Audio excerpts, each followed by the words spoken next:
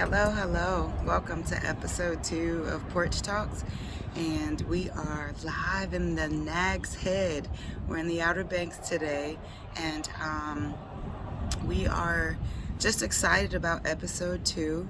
We were just here for one night, just a little getaway, just some little relaxation before we get back to the hustle and bustle on Monday. And today, our Porch Talks will be about wealth. And when we decided to talk about wealth, the first question I asked was, well, what is wealth? And so when I looked up wealth, it was a person's, like an abundance of valuable possessions. If a person has an abundance of valuable possessions, then they have wealth. And this morning we kind of looked up being rich and being wealthy and what the difference was. And So it's not the same thing. no, and I think that, we had that discussion about whether or not it was the same thing. And, I'll let you talk a little bit about your thoughts about rich and wealthy, or being rich and being wealthy. Well, they say that people sometimes they think that being rich is being wealthy, Mm-hmm. or the other way around. Like the words are what they call synonyms. Yes, synonyms the same. But Mm-hmm. but they're not. Now, a wealthy person can be a rich person, Correct. but a rich person not necessarily have to be a wealthy person because, like you just say, a wealthy person will build a long-term Right. wealth, Mm-hmm. and wealth is nothing but the acquisition of assets, Mhm. valuable assets, Mm-hmm. that it will last for a long time, and I think that's jumping back to our childhood. I think it's like a lot of us never were taught how to create wealth. Right. And subconsciously we got programs in our minds where we cannot create wealth because money don't grow on trees, or Right. life is hard, or and you actually and it's sad because that's what we know, and that's what was passed on to our fathers, and that was passed on to our grandparents and before them. So it really is like a cycle that we don't know how to create wealth. Right, because because as a child, I was never taught, about checking accounts or savings accounts, or even credit. The importance of having good credit. And when you think about credit, you just think about credit cards, and but credit is about your name, and your name being attached on to how well you can. It's a barter system, and how well you can take something and make sure that you pay it back. But I teach Zari. Zari has a savings account. She has 2 business accounts, even though there is like her Venmo and her PayPal. But I don't just let her just go through that money. I teach her, or I talk to her about the value of money, and understanding that mommy just can't go and just swipe and just, because she says, you have a card? I'll be like, I don't have no cash on me. And she'll say, you have a card? Like, just go swipe your card. And I have to help her understand that just because I swipe a card, there has to be money attached to that, And the thing is, like, okay, so to acquire wealth, you don't have to be rich, and that's what a lot of people sometimes miss the point where, oh, I don't have the money to become wealthy. Well, you can have money and not be wealthy because you don't have valuable assets, and that's the point. Valuable assets that it will appreciate in value. Right. So what we actually think is that we create a misconception that if I drive a BMW or a Rolls Royce or whatever, I'm wealthy. No, Right. you're in debt. Right. Right. You have the money, because it doesn't make sense that you drive an expensive car, but then you live from paycheck to paycheck. Right. And that's the one thing on that chart that we saw this morning with being rich and being wealthy, is that the average rich person lives in debt, where the average wealthy person typically doesn't have a lot of debt because they understand how to acquire valuable possessions. So they are doing things that in the long term will build more wealth. So just like we have our cryptocurrencies, and a lot of people, when the crypto started dropping, they were ready to bounce, and we were holding on for dear life to our cryptos because we knew how the system works. It's going to drop. It's going to go back up. I mean, the account that I have on my phone, which is our money, had dropped to like $4,000. And I'm not going to lie. Woo!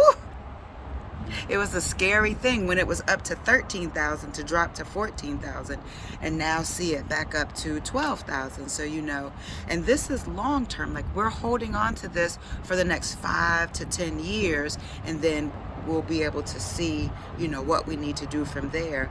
But it's about building long-term wealth, not being rich for the moment or being rich for a season. And a lot of people who are rich, they live a flashy lifestyle, like you just talked about, the cars, the fancy cars, and the big houses, but they're not prepared for long term, because how many people have we seen, how many movie stars have we seen or heard about, and then they just go bankrupt. They were talking about Michael Jackson. It took $10 million, like I think it was like a month to take care of Never Land or whatever, to just run that. Why? And so when he died like so many millions or maybe even billions of dollars in debt. That the estate, that's why the estate was lost. That's why his children weren't able to acquire the estate, because he was in so much debt. Yeah, and going back to what I was saying, where okay, so it takes money to acquire things. To become wealthy, you need money. To acquire the things that have value. But like I said, people think that you need millions of dollars to acquire those valuable assets. And you just mentioned cryptocurrencies. It doesn't take that much money to actually invest in something that is going to acquire in value, because I started with $30. Yeah, and there's a lot of other things that you have to that you can invest in. So myself, I don't have a saving account. I have a checking account to pay my daily things, my car payment, my electric bills or whatever, and then everything else is going to either investments. And when I'm talking about investment, you start with your 401k. If you work and your company offer you a 401k, you should match the maximum amount that you can claim at the end of the year, because that's tax-free money, especially if your company is matching your funds. So right now, my new company is going to match 4%, up to 4% of whatever put in, up to 8%. So I can put 8% of my income, and they will match 4% of that, which will give me a 12%, right? So I will put in like 12% of my income in my retirement account. Okay, so that should be the first thing. If you work for someone that give you and offer you a retirement account, try to maximize your contribution every year, because that will give you a big tax break. But the problem with that is that a lot of people, I have a friend of mine that they've been working with me for about the same time that I've been with the same company, and he didn't even have $20,000 in his IRA because he wasn't matching to the maximum of the funds, because he had too many debts. Right. He cannot afford it. So the first thing you should do is pay off all your credit cards, and just leave one credit card or two credit cards for emergencies only. Right. Because credit card you pay like 24% or whatever, and most people know this. Right. Most people, but then there's some who don't. But some don't. So trying to get it for all your credit cards, and we get all the time, and you probably do too. Every week day somebody we saying get, want to give you a credit card, want to give you a credit card. Right. But you don't want to get into the credit card. You should have a credit card for emergency, one or two for emergency reasons only. Right. Most banks, when you open a checking account, they will give you a debit or a Visa, right? Yep.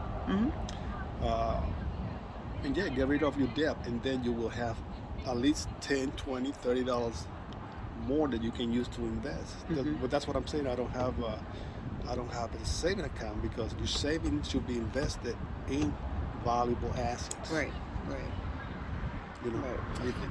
I agree, and that's why, when I was talking about, as a child, not being talked to about savings, check-ins, credit, investments. I want to make sure that Zari is prepared for that. And even with our business, with running the gym, she may not want to run a gym, but when we're old as dirt, she's going to have that investment that we already have established for her to either run it and just let other people come in and do what they need to do, but she will still be the overseer of the business. And it's the same with properties. People forget the value in properties.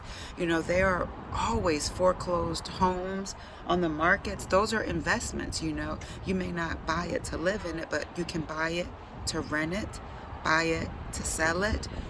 What are you leaving for your children? What investments are you leaving for your children and for your grandchildren? Yeah, and that's how wealth is created. Wealth actually is created not necessarily for yourself, but what you're going to pass on to your next generation. Right. And going back to what I was saying, the program is in our minds. I heard a lot of people, and even in my family, where they say, "I ain't leaving nothing to my children." They had to. So they don't have to fight over it. Or they had to learn the way I did. Well, that's right. kind of selfish and stupid, because you want your children don't have to struggle the same way you did. Exactly. Exactly. I mean, and usually it's a cultural thing, too. Yeah. Because you see different cultures that they don't really think like that. They actually want to live their next generation in a better condition that they started with, and that was not passed on to our culture. Right. And earlier this morning we were talking about when we were just trying to prepare, because we just really just pick a topic and we just kind of talk about it amongst ourselves and just kind of get ideas. But when we were talking about it earlier, we talked about the cycle, and you may have even mentioned it right when we got started, when you were talking about the cycle. And I think people get caught up, like if you were born and raised in like Section 8 housing, or being on the system, you see that cycle and you think that you too have to be a part of that programming, the programmatic thinking, where just because my mom and my grandmother and all these people before me were on the cycle, then that's what I have to do. Well, I remember thinking to myself, I don't want to be a part of the cycle. We were very, very poor, and at several times of my life, as my childhood, I remember being even homeless. And at the time, I didn't realize we were homeless, but as an adult, I realized it because of the definition of what homeless. We didn't have, our own fixed residence. We were staying with other people, but I made a decision that that's not the life that I wanted to live. And even at almost 50, it's never too late to begin to create wealth. You just have to have the mindset and begin to think about your expenses and the things that you're wasting money on. Wasting money on now. I used to be super tight. I mean tight. And it wasn't because I was trying to invest or be wealthy. It was just because I was living paycheck to paycheck. And the moment that I stopped living paycheck to paycheck, it was at that moment that I wanted to start buying stuff, just because I just was never able to. So now, as I'm about to retire and we're about to be full-time in the gym, it's like there's a halt on that spending again, because I know now that our investments have to be in the business. It has to be in our future. And so it's a mindset. You have to create a mindset of wealth. And the thing is, if you're going to create wealth, you have to live below your means. That's right. And people trying to remember that phrase, keep up with the Jones. Yep, keep up with the Joneses. So because your neighbor's driving an expensive car, you want to drive that expensive car, because the person that somebody living in a real nice house. You want to live in the same house. But he's probably living, or she's probably living the same paycheck to paycheck too. Right. That's your impression. Or So, even or yeah, behind. yeah. And going back to the cultural thing, I think the Asian people save like 30% of the income, and they invest it. That's what a lot of Asian people actually have business. Look around. Yes, and remember we were talking about that. How they said, I don't remember. I don't want to say any names, but one of the business ladies in our block, or the business people in our block, were saying that they kind of get together, like they help their family, It's a like they, cultural thing. yep, they put in a lot of money, like up to $10,000, and they all put their money together for one family member to open up their business, so they don't have to take loans out or anything. The family just comes together and they invest, and then that person's able to go out, and then they turn around and recycle the money back, and put their share in for the next person and the next person. It's kind of like those, not those pyramids, but you know that thing that you told me not to get in, but you said just try it anyway. I can't remember what they're called, but it's like you got one person here, and then you got these 8 people around it, like those trees or whatever. And we're not going into that. No. But I'm just saying, Yeah, but stay away. So going back what I was saying, so they save 30% of their income, which means they're living below their means. I mean, they buy the basic stuff, right?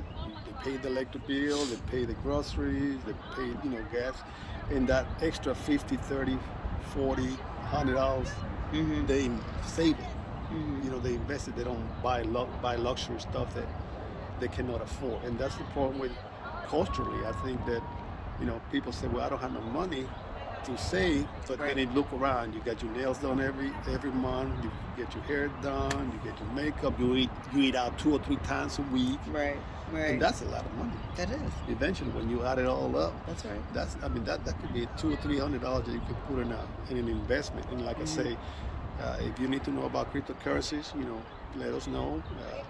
Right now, I'm open in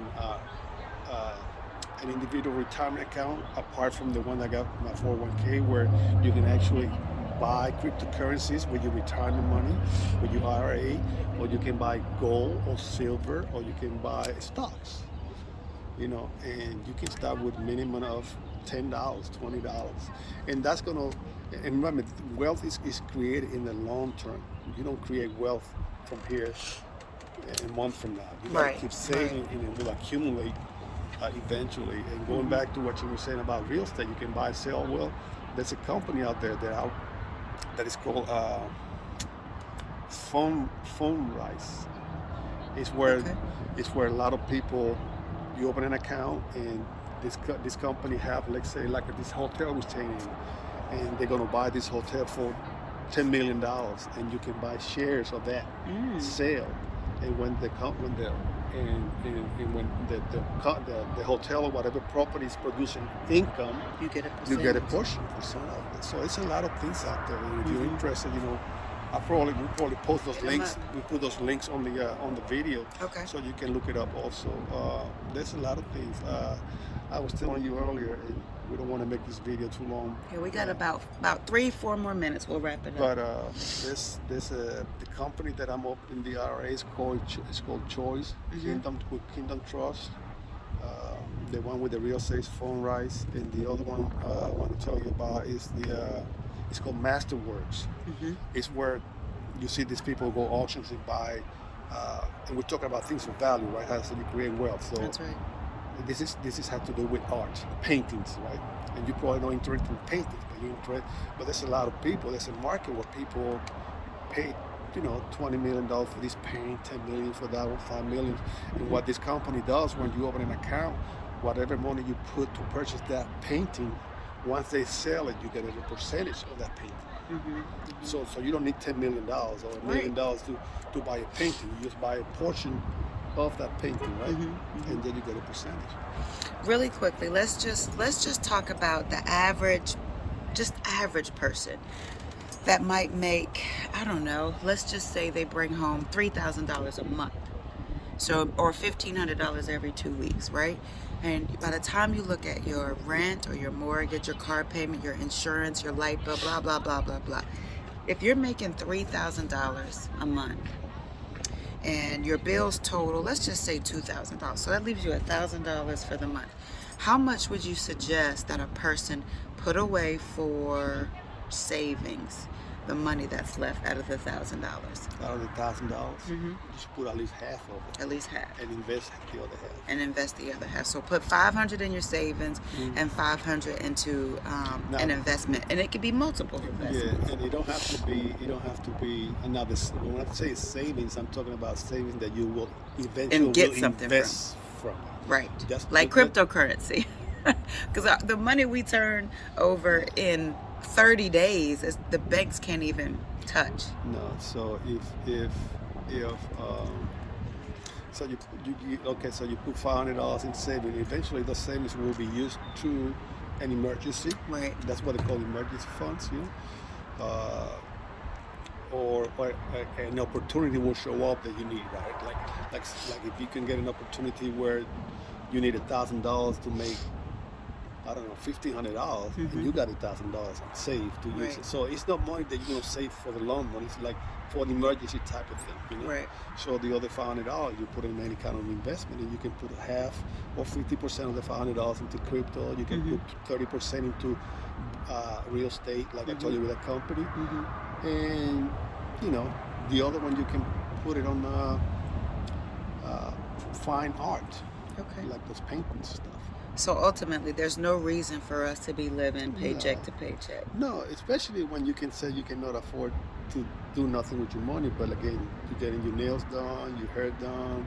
Guys buying tennis shoes every month. The next, the new iPhone come out, you have to go spend $600. Choices. So it's about choices. What are you choosing, right? What are you choosing? What are you committed to? And basically, you said that in the other thing, you can basically look at a person and tell where your commitment is, in life. So we're going to wrap this up. That was really good. Talking about wealth and rich and finances, and we'll put those links in the comments in the video, and you can catch this replay if you're not watching it live. I think that's it. That's it. All right, episode 2. We'll talk to you later.